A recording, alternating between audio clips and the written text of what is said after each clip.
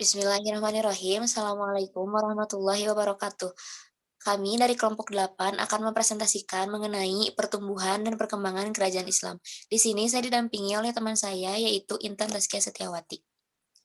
Next.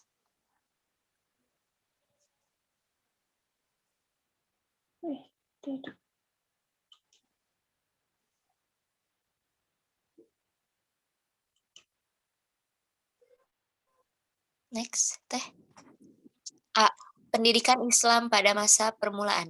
Masuk dan berkembangnya agama dan kebudayaan Islam di Indonesia atau proses Islamisasi di Indonesia melalui beberapa cara atau salurannya itu.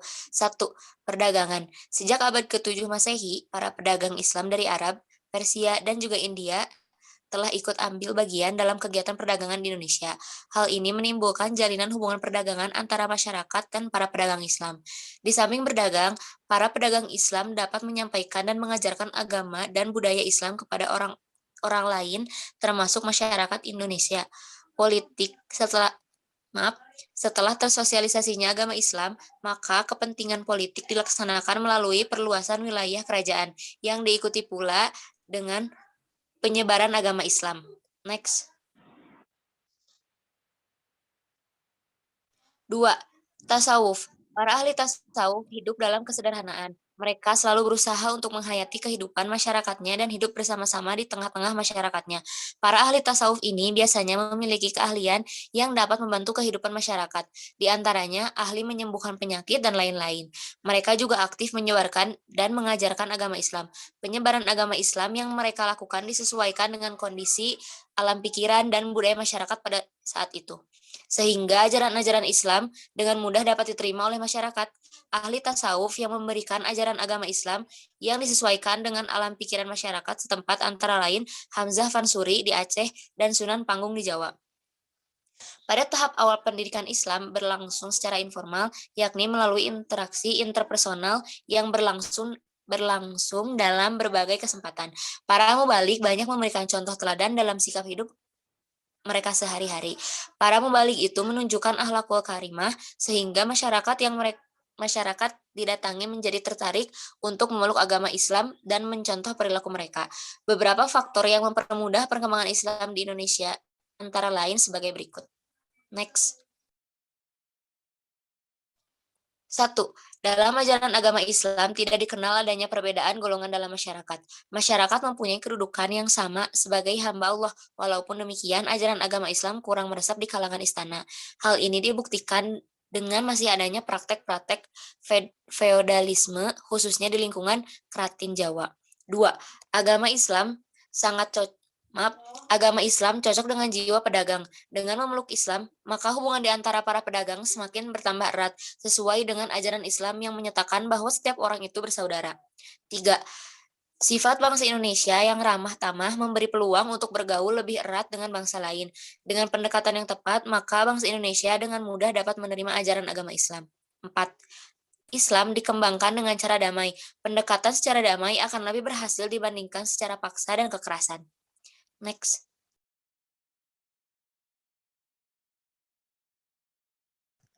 B. Pertumbuhan dan perkembangan Islam masa kerajaan. 1. Masa kerajaan Islam di Sumatera. Kerajaan di Sumatera meliputi Kerajaan Samudra Pasai, Kerajaan Perlak, dan Kerajaan Aceh Darussalam.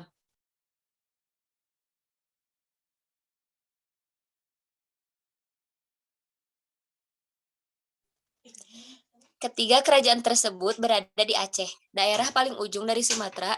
Kerajaan Samudra Pasai yang didirikan pada abad ke-10 Masehi. Raja pertamanya Al-Malik Ibrahim bin Mahdum, yang kedua bernama Malik Al-Soleh, dan yang terakhir bernama Malik Sobar Shah pada tahun 1444 Masehi atau abad ke-15 Hijriah.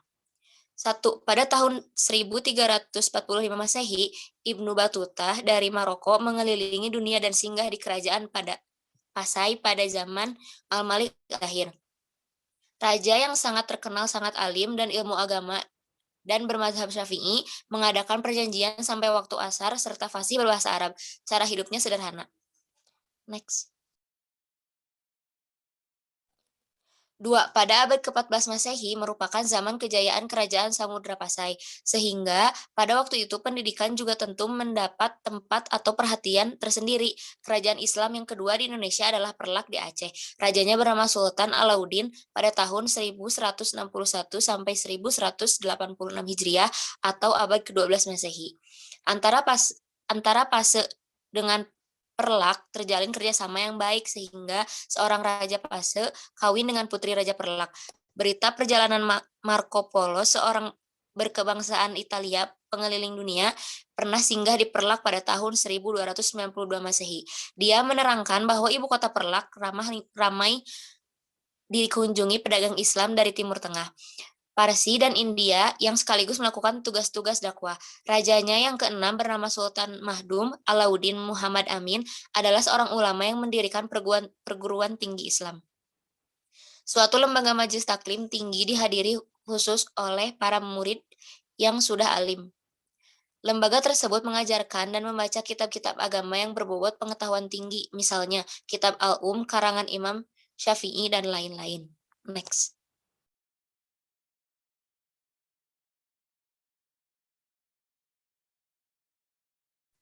Selanjutnya dilanjutkan oleh rekan saya kepada Teh Intan.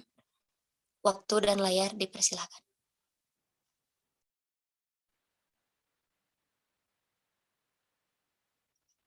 Dalam bidang pendidikan di Kerajaan Aceh Darussalam adalah benar-benar mendapat perhatian.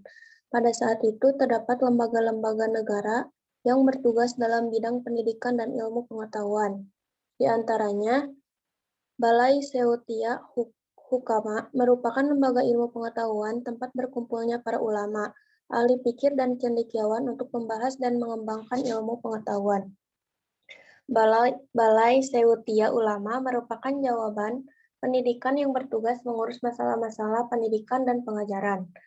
Balai Jamaah Himpunan Ulama merupakan kelompok studi tempat para ulama dan sarjana berkumpul untuk bertukar pikiran membahas persoalan-persoalan pendidikan dan ilmu kependidikannya. Samudra Pasai, Malaka, dan Aceh merupakan pusat-pusat pendidikan dan pengajaran agama Islam. Dari sinilah ajaran Islam tersebar ke seluruh Nusantara melalui karya ulama-ulamanya serta murid-murid yang menuntut ilmu ke sana. 2. Pendidikan pada zaman Kerajaan Islam di Jawa. Kerajaan Islam di Jawa meliputi Kerajaan Demak, Pajang, Mataram, Cirebon, dan Banten. Pendidikan Islam yang berlangsung di Kerajaan Demak, Pajang, dan Mataram beriringan dengan kegiatan dakwah Islam yang dilakukan para ulama dan para wali. Raden Patah, Raja pertama Kerajaan Demak, adalah santri perguruan Islam Denta. Kesultanan Demak mencapai zaman kemajuannya pada kekuasaan Sultan Trenggono yang berkuasa tahun 1524 sampai 1546. Demak berkembang menjadi kerajaan terkemuka dan pusat Islamisasi. Masjid Demak terkenal sebagai tempat berkumpulnya Wali Songo yang dianggap paling berpengaruh dalam penyebaran Islam di Jawa. Sistem pelaksanaan pendidikan dan pengajaran agama Islam di Demak mempunyai kemiripan dengan pelaksanaannya di Aceh, yaitu dengan mendirikan masjid di tempat-tempat sentral di suatu daerah. Di sana diajarkan pendidikan agama di bawah pimpinan seorang badal untuk menjadi guru, yang menjadi pusat pendidikan dan pengajaran serta sumber agama Islam. 3. Metode atau pendekatan pendidikan Islam Wali Songo. A. Pendekatan modeling. Modeling diartikan sebagai model, contoh, panutan. Artinya dalam menyampaikan ajaran Islam tidak hanya sekedar memberitahu hal-hal yang sifatnya hanya kognitif semata, tetapi juga dengan cara memberikan contoh. Islam adalah ajaran nilai yang mana tidak akan berguna jika hanya digunakan sebatas pada pengetahuan kognitif saja. Dengan kata lain, inti dari pendidikan Islam adalah internalisasi nilai-nilai keislaman. Oleh karena itu, perlu adanya sebuah objek yang bisa dijadikan teladan atau panutan. Dalam dunia Islam, Rasulullah adalah seorang pemimpin yang tidak diragukan lagi. Karena kemuliaan akhlaknya, beliau dijadikan sebagai sumber referensi pola kehidupan sehari-hari umat Islam. B. Pendekatan substantif. Di zaman serba modern seperti sekarang ini, pendidikan mempunyai kedudukan amat penting di dalamnya. Sebab tanpa pendidikan, manusia tidak dapat mencapai prestasi yang begitu tinggi dalam membangun peradaban. Suatu peradaban yang maju dan berkembang adalah peradaban yang di dalamnya menjunjung tinggi pendidikan. Dalam Islam, ajaran tauhid adalah satu materi pokok yang disajikan sejak awal. Karena lebih mengutamakan pendekatan substantif, maka jika terlihat pendekatan Wali Songo sering menggunakan elemen-elemen non-Islam. Sesungguhnya, hal ini adalah means atau a matter of approach atau alat untuk mencapai tujuan yang tidak mengurangi substansi dan signifikansi ajaran yang diberikan. Dengan kata lain, wisdom dan mau'idah hasanah adalah cara yang dipilih sesuai dengan ajaran Al-Quran. An-Nahl 125. C. Tidak bersifat diskriminatif. Manusia adalah makhluk yang memiliki potensi sejak lahir. Aliran antipisme berpendapat bahwa perkembangan manusia itu telah ditentukan oleh faktor-faktor yang dibawa manusia sejak lahir.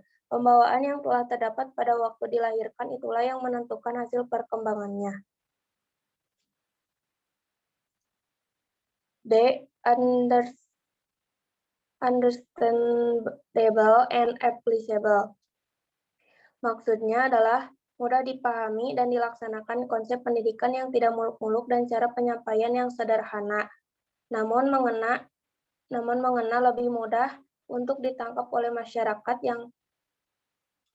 yang sebagian masih rendah tingkat pemahamannya. Hal ini selaras dengan ajaran Nabi wa qatabin nas ala qadri uqulihim. Proses penyampaian tidak hanya dengan ceramah tetapi juga menggunakan metode dan media lain. Seperti media pewayangan misalnya, wayang sebenarnya tidak berasal dari Islam, namun dengan mengganti substansi wayang tersebut dengan inti ajaran Islam, maka proses pendidikan Islam masih dapat dilaksanakan. E. Pendekatan kasih sayang. Mendidik bukanlah sekadar transfer ilmu pengetahuan dari seorang guru kepada muridnya. Terlalu naif jika masih ada guru yang menganggap demikian pada zaman sekarang ini. Lebih jauh dari pendidikan merupakan transformasi komponen-komponen pendidikan yang mencakup aspek kognitif, afektif, dan psikomotorik. Dengan demikian, pendidikan juga mementingkan aspek moral. Bagi Wali Songo, mendidik adalah tugas dan panggilan agama. Mendidik murid sama halnya dengan mendidik anak kandung sendiri. Kesimpulan.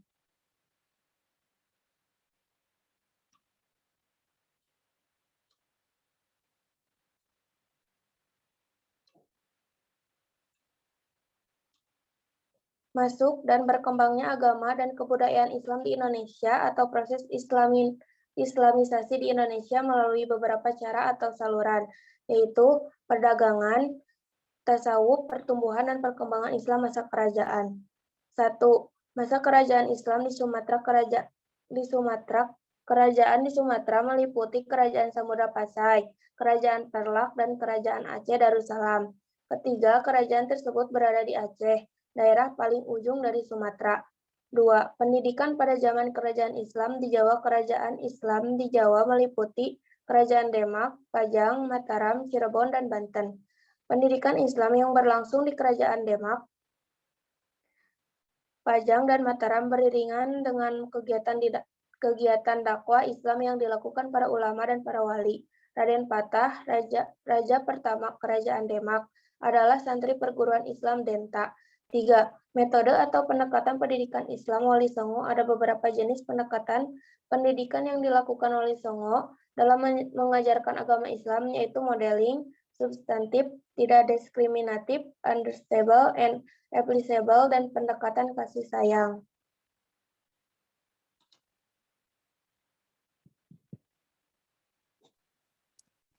Sekian presentasi dari kelompok kami. Terima kasih atas perhatiannya. Wassalamualaikum warahmatullahi wabarakatuh.